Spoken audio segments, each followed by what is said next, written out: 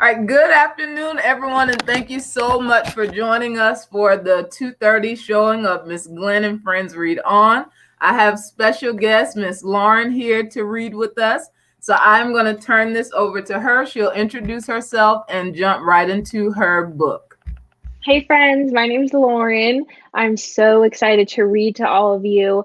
I'm a senior at Appalachian State University and I'm actually an English major, so I study books pretty much the whole time I'm in school. I'm always reading, always writing, and so I'm excited to read to you today.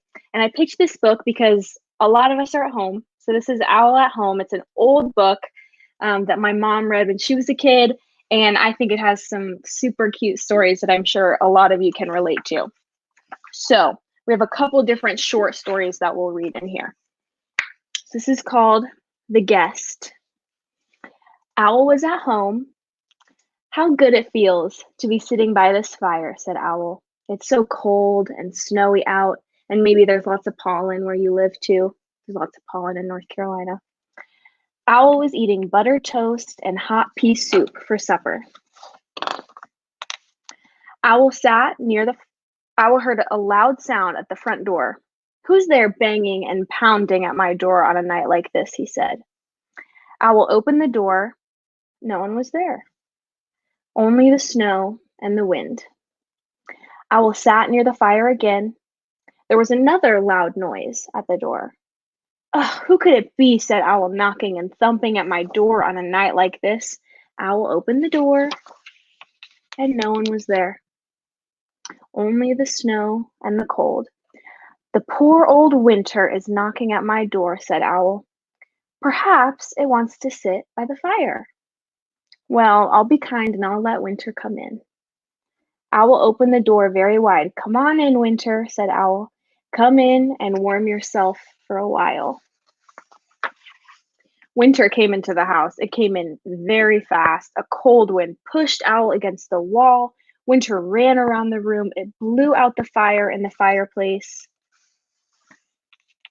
The snow whirled up the stairs and whooshed down the hallway. Winter, cried Owl, you are my guest. That is no way to behave. But Winter did not listen. It made the window shades flap and shiver. It turned the pea soup into hard green ice. Gross. Winter went into all the rooms of Owl's house, and soon everything was covered with snow. You must go, Winter, shouted Owl. Go away right now. The wind blew around and around. Then Winter rushed out and slammed the front door. Goodbye, called Owl, and do not come back. Ugh. Owl made a new fire in the fireplace. The room became too warm again. The snow melted away. The hard green ice turned back into soft pea soup. Owl sat down in his chair and quietly finished his supper. This next one is called Strange Bumps, and this one made me laugh. And I'm sure we've all been here before where it's nighttime and everything seems a lot scarier than it really is. But sometimes you just need to change your perspective. So maybe think about that while we're reading this and watching Owl. Owl was in bed. It's time to blow out the candle and go to sleep, he said with a yawn. Then Owl saw two bumps under his blanket. At the bottom of his bed. What can those strange bumps be? Asked Owl. Owl lifted up the blanket. He looked down onto the bed. All he could see was darkness. Owl tried to sleep, but he could not. What if those two strange bumps grow bigger and bigger while I'm asleep? Said Owl. That would not be pleasant. Owl moved his right foot up and down. The bump on the right moved up and down. What? One of those bumps is moving, said Owl. Owl moved his left foot up and down. The bump on the left moved up and down. The other bump is moving, cried Owl. Owl pulled all the covers off his bed. The bumps were gone. All Owl could see at the bottom of the bed were his own 2 feet.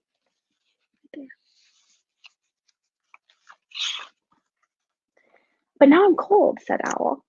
I will cover myself with the blankets again. And as soon as he did, he saw the same 2 bumps. "Ugh, those bumps are back," shouted Owl. "Bumps, bumps, bumps. I will never sleep tonight." Owl jumped up and down on top of his bed. "Where are you? Where are you?" he cried. With a crash and a bang, the bed came falling down. Owl ran down the stairs. He sat in his chair near the fire. "I will let those 2 strange bumps sit on my bed all by themselves," said Owl. "Let them grow as big as they wish. I'll sleep right here where I'm safe." And that is what he did. That has happened to me many times. I've felt scared. You look into the dark corner in the middle of the night and you're like, that is for sure something scary, but it's not. Just gotta change your perspective, turn the light on, go back to sleep. So this one's called Tear Water Tea. And this one reminded me of a time where something like this, where lots of things are happening, you're not really sure what's going on. It's easy to look at the sad things and make something big out of the sad things, but in reality, you can actually, like the other one, you can change your perspective a little bit and try to find the good in all the sad things. So this is what Owl tries to do. Owl tries to take all the sad things and make it into something good in Tear Water Tea. Owl took the kettle out of the cupboard. "Tonight, I will make tear water tea," he said. He put the kettle on his lap. "Now," said Owl, "I'll begin." Owl sat very still, and he began to think of the things that were sad. "Chairs with broken legs," said Owl. His eyes began to water. "Songs that cannot be sung," said Owl, because the words had been forgotten. Owl began to cry. A large tear rolled down and dropped into the kettle. "Spoons that have fallen behind the stove and are never to be seen again," said Owl. More tears dropped into the kettle. "Books that cannot be read," said Owl, because some of the pages have been torn out.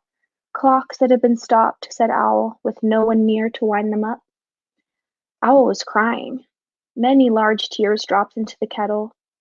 Mornings nobody saw because everybody was sleeping. "Mashed potatoes left on a plate," he cried, because no one wanted to eat them, "and pencils that are too short to use."